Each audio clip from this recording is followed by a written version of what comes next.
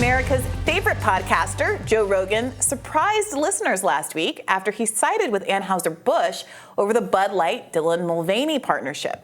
Rogan dismissed the uproar while drinking none other than a can of Bud Light. Here's a snippet of what he had to say. Let's get some Bud Lights. Let's do this. Yeah. In support of Bud Light in their time of stress. Let's be allies by getting a little day drunk. We're going to be allies. Yeah.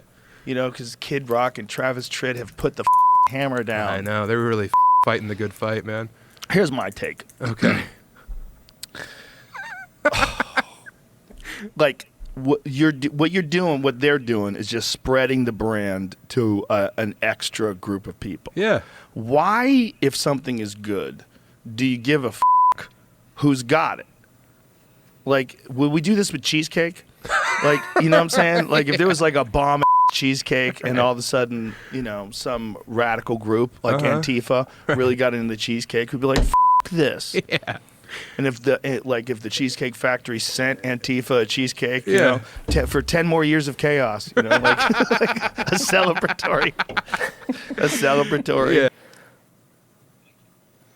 Moreover, Donald Trump Jr. has also stepped into the fray. This one was a little surprising to me. He's urging those boycotting the beer over the Mulvaney partnership to stand down.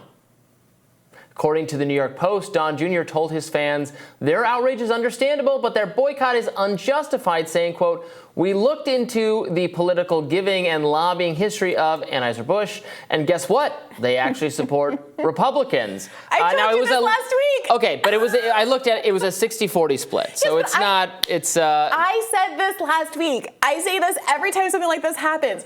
Corporations do things for profit. In fact, it is required of them to make decisions on the basis of profit and shareholder profit. Like, that is the whole purpose of a corporation. It is illegal for them to behave otherwise, and that is what is happening here every single time. Every corporation gives to Democrats and Republicans. No matter who wins, they win. This is a crazy story for people to have gotten worked up all over. I'm sorry. I mean, I don't disagree. I didn't get worked up over it. I feel the way Joe Rogan felt about it. Who cares? If you don't like it, don't drink it. You know, I don't know why Dylan Mulvaney was a good spokesman for the product, but I don't care. I just don't care. I think Joe Rogan is hilarious. There is a lot of people out there who don't care. We're overlooking the kind of because there's. I think some people on the right who don't really actually don't understand what's annoying about wokeness. About let me be clear, about the certain what we used to call political correctness, a certain aspect of it that is so grating or is actually correcting of you for saying the wrong. If it's actually saying you did something wrong because you did something politically incorrect, you said the wrong thing, we want to police you, that gets to people. This wasn't actually policing anyone. This is just someone else, some other thing, doing their own thing. That is not viscerally annoying to people in the same way. And sometimes people on the right, because they didn't get it in the first place, was that's all wokeness, we're against all that. But they're not, you're missing something. Because some people just want to be left alone, and they'll leave you alone. And if you're bugging them, and if you're like poking them and saying you're doing something wrong, then they're going to get really annoyed and there's going to be backlash. But if you're not policing them, you're just doing your own thing. There's like a live and let live kind of ethos out there that is sometimes missed in this discourse. So Sam Adler-Bell wrote this great article in New York Magazine like over a year ago now, where he talks about the part of wokeness that I think is so missed by so many conservative commentators who haven't really thought through what is actually bothering them. I mean, there's like an agenda aspect of it, like just putting that aside and taking the good faith aspect of it. There is what's annoying is the pretending that everyone should already know everything already, being scolding and judgmental and using changing social norms as a cudgel to cordon off people in the know versus people and not in the know. And that is very annoying. And you can call that wokeness, you can call it what you want. But I think there's a lot of agreement across party lines that that is annoying and cringe and wrong. However, I think you're right that this is not that. I think that Joe Rogan is really funny in that clip. I do think he misses the point a little bit. It's not that people are mad that Dylan Mulvaney has a Bud Light, is drinking a Bud Light. It's the idea that Bud Light is choosing to make her a representative of the beer and spending money on making her a representative of the beer. And they want to object to what they perceive to be spreading a kind of cultural ideology that they don't agree with. They don't disagree with the cheesecake in that scenario. They disagree with the idea of using cheesecake to promote transgenderism or whatever it is they have a problem with. I obviously don't agree with that position, but I think that's a more accurate take on what they're mad at. Now, if that's what you're mad at, to then claim everybody stand down, don't be mad at this because Anheuser-Busch gives incrementally more to Republicans and Democrats is a real admission that your principles are kind of malarkey. Yeah. I don't think that from Trump Jr. I don't think that's going to be a winning argument. I don't think if he says that, I don't know where he made that on his Rumble show or on Twitter or so. He says that, hey guys, stand down. It's okay. They give slightly more money to Republicans than Democrats, so they're fine. I bet that would not be a popular comment. I bet there would be a lot of dunking on him, even from people, especially from people on the right.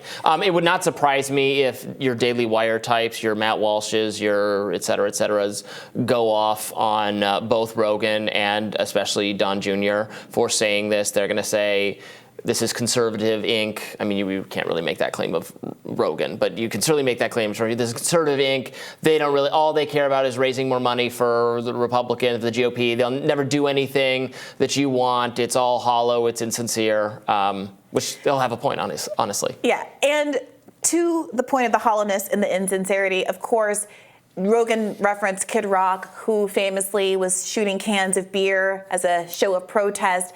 Kid Rock then went on to endorse a hard seltzer called Happy Dad, which, plot twist, has Caitlyn Jenner as one of its spokespeople as well. But she's a Republican, so that's fine. She's a good trans person as opposed to the bad trans people like Dylan Mulvaney. I remember she was a supporter of Ted Cruz in 2016. She continues to be a supporter of Donald Trump and conservatism, and it is very confusing. And it's not entirely clear what they're going to do with her, given that trans issues have become such a political fulcrum. I mean, there are conservative trans people. We interviewed, I guess that was me and Batya, maybe, Blair White, who's a very conservative trans woman YouTube commentator, and just like totally disagrees with the rest of the transgender community on various aspects of the policy. Yeah, I mean, I do think that there is much more diversity of an opinion within the trans community than is acknowledged in kind of the Twitter, social media spaces in a way that I think sometimes does a disservice to many trans people and the diversity of opinion. I mean, I've been having some really substantive, good, tough conversations on my call-in show with many guests who call in who are themselves trans, not conservative, not Republican, but who have thoughts and feelings about the emphasis on, let's say, women in sports versus some of the other issues that are perhaps more pointedly affecting the lives of trans people day to day, and how those things are being framed, more nuanced opinions on the nature of sex-segregated sports and whether or not that's a good thing and there's a legitimate argument there as opposed to characterizing it all as transphobic. So I think that's definitely true. But back in the day, before there was such a pointed focus on trans issues, I think Caitlyn Jenner had more of a path supporting Trump. These days, I think she's going to get some pretty tough questions about whether or not she thinks she should have a right to dress as a woman, which would be banned by some of the legislation coming down the pike in some of these states. So I really look forward to continuing to see how that all unfolds. I'm just relieved we can drink beer again, Briahna. We've gotten permission from Joe Rogan and even Donald Trump Jr. to have a beer again. God bless. So, thank goodness. Tomorrow on Rising, Jacobin columnist Ben Burgess will join us to tell us why he believes the Pentagon leaker is not a traitor but a public hero. You won't want to miss that. For sure. Be sure to like, share, and subscribe so you never miss any of our content. And for those of you who prefer to listen while you're on the move, we are now available anywhere you listen to podcasts. We'll see you back here tomorrow. Take care.